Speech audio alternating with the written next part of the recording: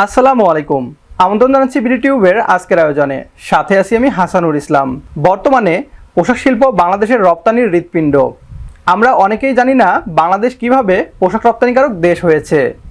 1978 সালের 28 জুলাই ফ্রান্সে 10,000 রিয়াজ শার্ট রপ্তানির মধ্য দিয়ে রিয়াজউদ্দিনের স্বপ্ন পূরণের যাত্রা শুরু হয়।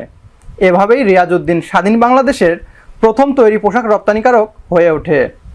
আজ বাংলাদেশে অসংখ্য পোশাক শিল্প কারখানা রয়েছে। এই শিল্প কারখানায় প্রায় 50 লাখেরও বেশি শ্রমিক কাজ করছে।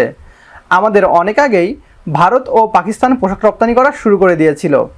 যখন আমরা সদ্য স্বাধীন হওয়া বাংলাদেশ পুনর্গঠনে ব্যস্ত ছিলাম, তখন আমাদের প্রতিবেশী দুই দেশ ভারত ও পাকিস্তান মোটা অঙ্কের মুনাফা অর্জন করত পোশাক রপ্তানির মাধ্যমে।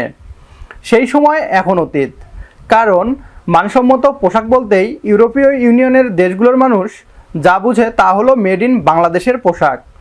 বাংলাদেশ স্বাধীনতার পর এক পা দুপা করে নিজেদের পোশাক শিল্পের ভিত্তি করে। প্রথম দিকে বাংলাদেশের তেমন কোনো অর্ডার না আসলেও 2009 সালের পর থেকে বাংলাদেশের পোশাক শিল্পে রীতিমতো বিপ্লব ঘটে যায়। এই পোশাক শিল্পের উপর ভর করেই আমরা আজকের এই অর্থনৈতিক অবস্থানে এসেছি। এখন আমরা ইলেকট্রনিক্স, প্যাকেটজাত খাদ্যদ্রব্য, কেমিক্যাল ইত্যাদি উৎপাদন করে রপ্তানি করছি। এরপরেও আমাদের রপ্তানিতে পোশাক শিল্পের ভূমিকা 80%। এই কথাগুলো বলার কারণ, আজ ভারতীয় মিডিয়া বাংলাদেশের পোশাক শিল্পের প্রশংসা করছে। আপনারা জানেন, ভারতীয় মিডিয়া সবসময়ই মেড ইন বাংলাদেশি পণ্যের গুজব রটিয়ে থাকে, কিন্তু আজ তারা বাংলাদেশের পোশাক শিল্পকে কোয়ালিটি সম্পন্ন পোশাক বলছে। অতীতে একটা সময় ছিল যখন পোশাক রপ্তানিতে এই উপমহাদেশে ভারত ও পাকিস্তানের আধিপত্য ছিল। পোশাক রপ্তানির হাব ছিল ভারত, কিন্তু আজ আর সে সময় নেই। বাংলাদেশ এখন ভারতের জায়গা দখল করে নিয়েছে। অনেক অর্থনীতিবিদ মনে করেন, বাংলাদেশ যদি পোশাকের বাজারে এভাবেই দখল করতে থাকে, তাহলে হয়তো 10 বছরের মাঝে চীনকে পেছনে ফেলে দিয়ে পোশাক রপ্তানির শ্রেষ্ঠত্বের মুকুট বাংলাদেশ অর্জন করবে। প্রতি বছর অনেক কোম্পানি ভারত ছেড়ে বাংলাদেশে বিনিয়োগ করছে।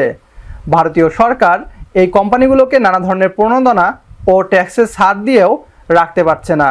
অন্যদিকে পাকিস্তানের পোশাক শিল্পের অর্ধেক কোম্পানি বাংলাদেশে অনেক আগেই চলে এসেছে।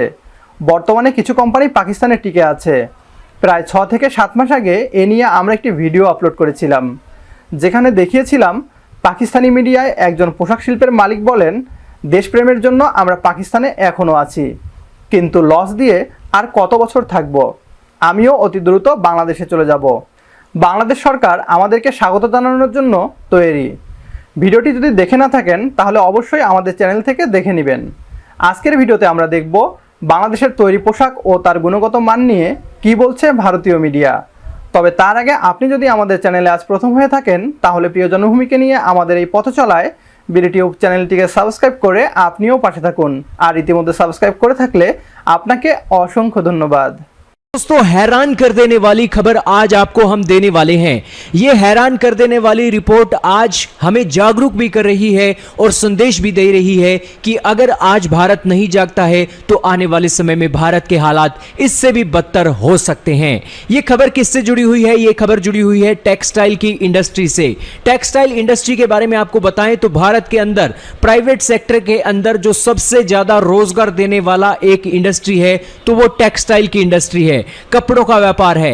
कपड़ों के व्यापार को हम अपने देश के अंदर भी बहुत बड़ा मानते हैं और इसे एक्सपोर्ट करके भी मोटा मुनाफा कमाते हैं। कभी एक समय हुआ करता था भारत की तूती बोला करती थी टेक्सटाइल के सेक्टर में, लेकिन आज भारत के हालात ये हैं कि भारत की स्थिति पिछले 4 सालों से लगातार गिरती जा रही है। किस कारण से गिर रही है? तो हमारे पड़ोसियों के कारण से गिर रही है।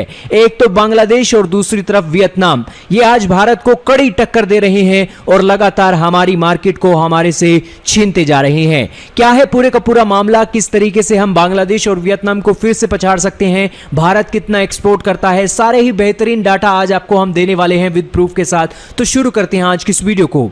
दोस्तों, एक समय था पूरी दुनिया के अंदर भारत दूसरे नंबर पर सबसे बड़ा एक्सपोर्टर माना जाता था गारमेंट्स का।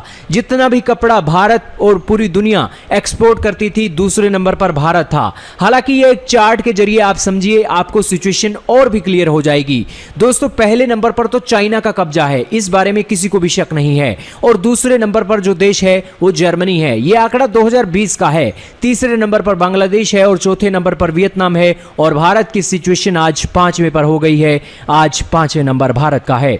लेकिन ये सारी सिचुएशन आखिरकार बनी किस वजह से है? तो ये बनी है भारत के अंदर जो एक कड़ी टक्कर मिल रही है गारमेंट्स की इंडस्ट्री को। बांग्लादेश वाले आज सस्ते रूप में आज अपना अपैरल्स बेच रहे हैं। सबसे बड़ी बात तो ये है कि आज बांग्लादेश जो एक्सपोर्ट करता है वो हैरान कर देने वाला आंकड़ा है। भारत से भाई साहब, भारत से करीब 2.5 गुना ज्यादा एक्सपोर्ट करता है बांग्लादेश। और बांग्लादेश का एरिया देख लीजिए, कितने ही बांग्लादेश भारत के अंदर समा जाएंगे। लेकिन बांग्लादेश की तारीफ करनी होगी यहां पर कि उन्होंने एक अच्छे तरीके से सिचुएशन को हैंडल किया है। भारत का एक्सपोर्ट पिछले 4 सालों से गिरता जा रहा है और पिछले साल के आंकड़ों से अगर आपको कंपैरिजन करके बताएं तो पिछले साल के मुताबिक हमारा एक्सपोर्ट 20% गिर गया है। और पिछले साल हमने $15 बिलियन का एक्सपोर्ट किया था, लेकिन इस साल सिर्फ $12 बिलियन का एक्सपोर्ट हमने किया है। हालांकि यहां पर वियतनाम वाले कितना एक्सपोर्ट करते हैं? तो वियतनाम वाले $27 बिलियन का एक्सपोर्ट करते हैं, जबकि दूसरी ओर बांग्लादेश वाले $35 बिलियन का एक्सपोर्ट कर देते हैं। और तो और दोस्तों छोड़िए, कंबोडिया जैसा देश ही $7 बिलियन का एक्सपोर्ट कर रहा है।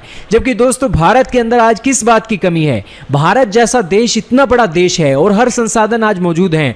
पश्चिम बंगाल के अंदर भी भारत की एक अच्छी मजबूती है, वहां पर भी कपड़ों का व्यापार बहुत अच्छे तरीके से फल फूल सकता है।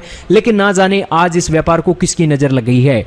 लेकिन बांग्लादेश वालों ने जो सिचुएशन हैंडल की है उससे वाकई में ही बांग्लादेश की तारीफ करना बनता है। हालांकि ये सारी सिचुएशन अब आपको पता लग गई है, तो अब भारत इससे मजबूत कैसे होगा, वापसी कैसे आएगा? दरअसल दोस्तों भारत के अंदर जो टेक्सटाइल की इंडस्ट्री है ना, वो घाटे का सौदा हो गई है। यही कारण है कि आज भारत की सरकार एक्सपोर्ट प्रमोशन स्कीम्स ला रही है टेक्सटाइल के सेक्टर में। और भारत की सरकार ने कहा है कि जो एग्जिस्टिंग स्कीम चल रही है टेक्सटाइल के मामले में उसे हम मार्च 2024 तक आगे बढ़ा देंगे। लेकिन ये स्कीम जो लॉन्च की गई है, ये स्कीम भले ही आगे बढ़ेगी, लेकिन ये स्कीम काफी नहीं है। हमारे जो प्रतिद्वंदी कंपटीटर हैं बांग्लादेश और वियतनाम जैसे देश हैं, ये आज सस्ते क्वालिटी में और बेहतरीन क्वालिटी में और सस्ते प्राइस में आज माल एक्सपोर्ट कर देते हैं। तो इस सिचुएशन में जो एक ग्राहक है भारत की मार्केट को क्यों देखेगा? भारत आज एक बड़े चौड़े में नहीं खेल रहा है। অসংখ্য ধন্যবাদ জানাই ভিডিওটি শেষ পর্যন্ত দেখার জন্য। আপনারা যারা বিডিটিউবের ভিডিওগুলো নিয়মিত দেখেন তারা নিশ্চয়ই জানেন কিছুদিন আগে বাংলাদেশি পোশাক শিল্পের সাথে টক্কর দিতে না পেরে ভারতীয় মিডিয়া বাংলাদেশের পোশাকের গুণগত মান নিয়ে মিথ্যাচার করে, যা নিয়ে আমরা একটি প্রতিবাদমূলক ভিডিও বানাই। এবার আগ বাড়িয়ে ভারতীয় ঋণের চুক্তিকে বাতিল করেছে বাংলাদেশ। ডিসক্রিপশন বক্সে দেওয়া লিঙ্ক ফলো করে ভিডিওটি দেখে নিতে পারেন। আজকের ভিডিও এ পর্যন্তই। যদি ভিডিও ভালো লাগে তাহলে একটি লাইক দিন আর কমেন্ট করে জানিয়ে দিন আপনার মূল্যবান মতামত। আপনাদের ছোট্ট একটি লাইক বা কমেন্ট আমাদের কাছে অনেক মূল্যবান, কেননা এটাই আমাদের পথ চলার অনুপ্রেরণা। ভিডিও শেয়ার করতে একদমই ভুলবেন না। আপনার ছোট্ট একটি শেয়ারে হয়তো অনেকেই জানবে বাংলাদেশের ইতিবাচক খবরগুলো। তো দেখা হচ্ছে পরের ভিডিওতে। সে পর্যন্ত সবাই ভালো থাকবেন, সুস্থ থাকবেন আর বিডিটিউবের সাথেই থাকবেন। আল্লাহ হাফেজ।